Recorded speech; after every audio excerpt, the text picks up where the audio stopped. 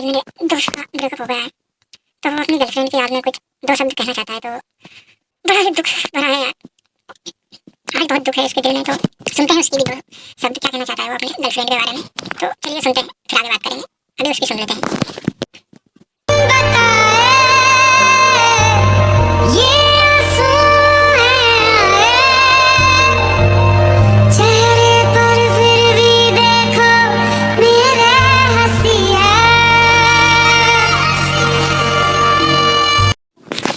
वाह भाई वाह, भाई वाह, ताली हो जाए भाई, ताली हो जाए भाई मेरे दोस्त के लिए। वाह क्या दर्द है भाई, साले ब्रेकअप हो गया या जबरदस्ती में तू अपने दिल की भड़ास निकाल रहा है।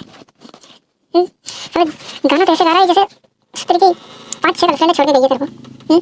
साले कुछ तो शर्म कर, कमाता 1 रुपया नहीं है तो। और दर्द भरी आवाज में तू ये गाना गा रहा है, तो इससे मतलब तेरे को क्या मिलेगा ये बता। बड़ा ही झाटू और शोर लग रहा है साले, मत कर।